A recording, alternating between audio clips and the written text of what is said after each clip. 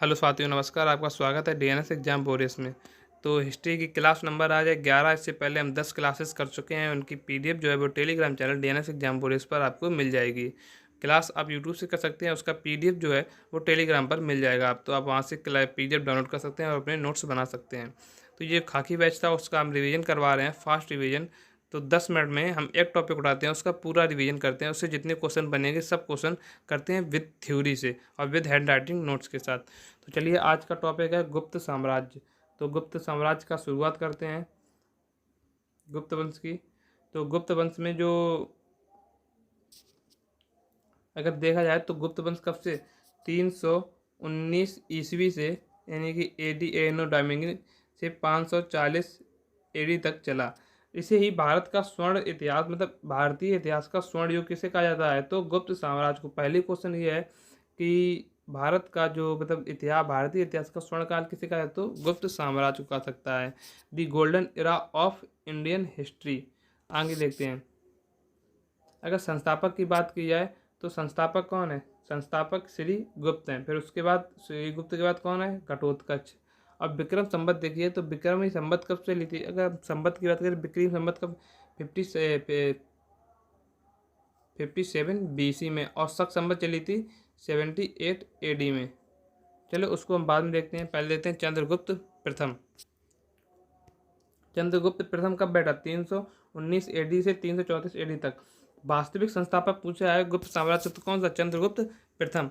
जिस दिन यह गद्दी पर बैठा उसी दिन इसने 319 AD में कौन सी संवत चलवाई? तो गुप्त संवत चलवाई।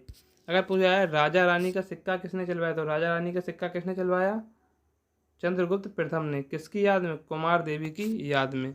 और चंद्रगुप्त प्रथम के बाद कौन गद्दी पर आया? तो समुद्रगुप्त। समुद्रगुप्त कब से कब रहा? तो 335 AD से लेकर 380 AD तक बैठा। अगर पूछा है इसके अन्य नाम, देखो तो समुद्रगुप्त के अन्य नाम बहुत सारे हैं। जैसे भारत का नेपोलियन किया जाता है, कविराज, ये मोस्ट इंपोर्टेंट है, भारत का नेपोलियन और कविराज।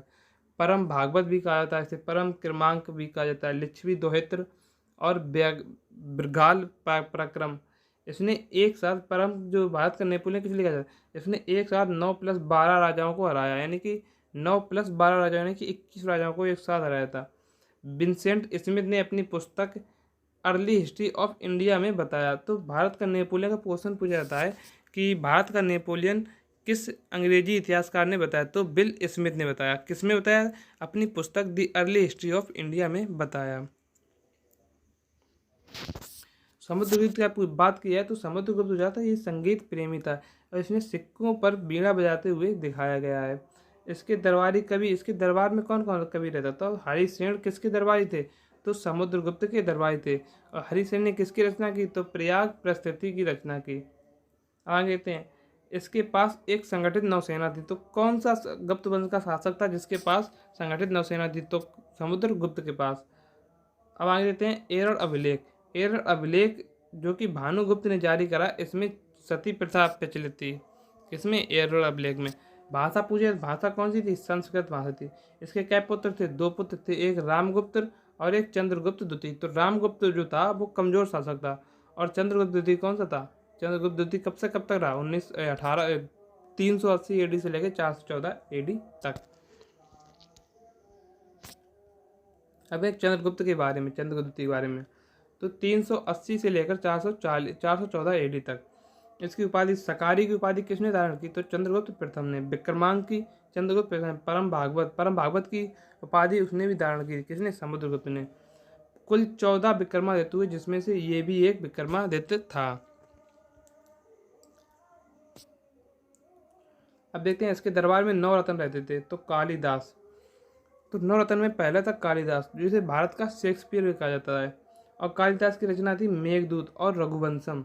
रघुवंशम में इसने कितने 29 राजाओं के बारे में बताया, मेघदूत।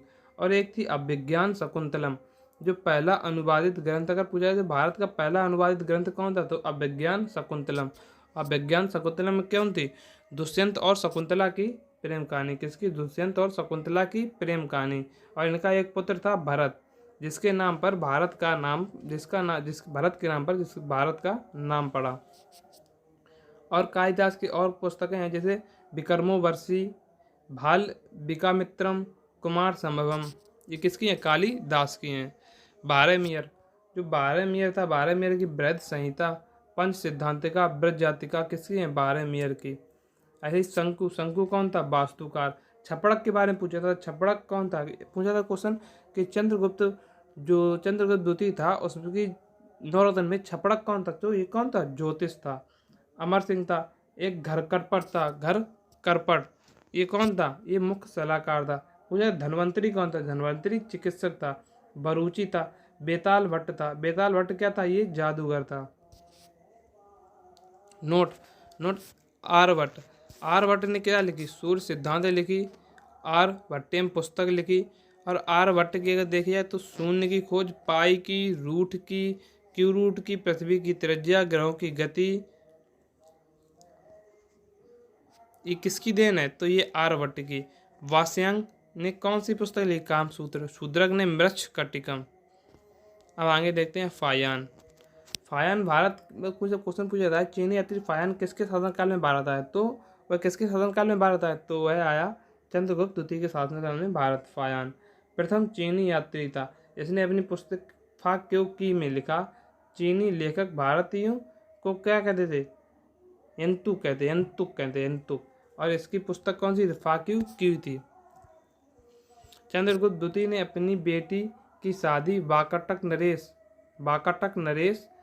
अपनी बेटी प्रभावती की शादी बाकाटक नरेश रुद्र द्वितीय से की। इसकी मदद लेकर शक शासकों को रुद्र तृतीय को हराया। कदम्ब शासक, कदम्ब साम्राज्य और काकोत्त बर्मन की शासक की बेटी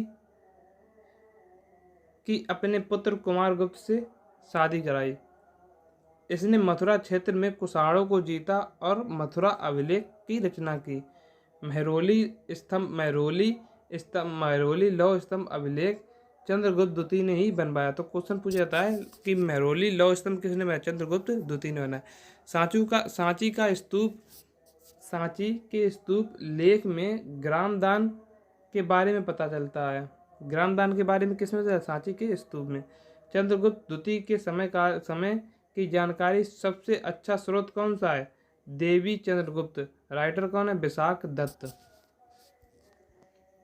कुमारगुप्त 414 से 454 तक। माता कौन सी थी? ध्रुव देवी। कुमारगुप्त ने किसकी स्थापना करवाई? तो नालंदा विश्व। कुमारगुप्त का सबसे एक मोस्ट इंपोर्टेंट क्वेश्चन है, नालंदा विश्वविद्यालय की स्थापना किसने करवाई? कुमारगुप्त ने। उपाधि महेंद्रादित्य। मौर्य और कार्तिकेय के सिक्के चलवाए। इसके बाद कौन है? स्कंदगुप्त 54 से 67। इसके समय में हूणों का आक्रमण हुआ और हूणों का नेतृत्व किसने किया? तोड़ मार ने किया। सुदर्शन झील का जीर्णोद्धार करवाया किसने? स्कंदगुप्त ने करवाया पुनः जीर्णोद्धार। गुप्त वंश में कुल कितने शासक हुए? तो कुल 24 शासक हुए। कुषाण के सामंत थे। गुप्त कौन थे? कुषाण के सामंत थे। अंतिम शासक कौन था? कुमारगुप्त या विष्णुगुप्त था। इनकी अर्थव्यवस्था कैसी थी? तो भू राजस्व ले लेते थे उपज का 1/6। अब बिना जुती भूमि को क्या कहते थे? अप्रहित कहते थे। प्रशासनिक व्यवस्था कैसी थी? इसमें एक दंडपाशक होता था जो पुलिस का प्रमुख था। महासंघिक विग्रह जो कि विदेश नीति बनाता था। महादंड नायक जो कि न्याय विभाग का प्रमुख था। और अग्रहारिक ये कौन था? दान विभाग का प्रमुख। टैक्स जो होते थे, तो भट्टकर कौन सा था? पुलिस कर। चाटकर लुटेरों पर टैक्स। इसने मंदिर कौन कौन से मंदिर का निर्माण हुआ इनमें? तिगवा के विष्णु मंदिर कहाँ? मध्य प्रदेश। भूमरा का शिव मंदिर मध्य प्रदेश। दशावतार मंदिर उत्तर प्रदेश झांसी। एरड़ विष्णु मंदिर ये कहाँ है? MP सागर में। और भीतरगांव लक्ष्मण मंदिर कहाँ है? उत्तर प्रदेश कानपुर में। अजंता की गुफाएं इसी के शासनकाल में तो अजंता की गुफाएं 1983 में कहाँ? यूनेस्को में शामिल हुई। विश्व विरासत सूची में शामिल हुई। कहाँ है? औरंगाबाद महाराष्ट्र में है। तो गुप्त साम्राज्य से जो कुछ क्वेश्चन पूछे जाने थे वो यहीं से पूछे जाएंगे, और इसके बाद आपको गुप्त साम्राज्य में एक भी क्वेश्चन इससे PDF से बाहर नहीं जाएगा। तो चलिए PDF आप अपने मेरे टेलीग्राम चैनल DNS एग्जाम से डाउनलोड कर सकते हैं। जय हिंद, जय भारत।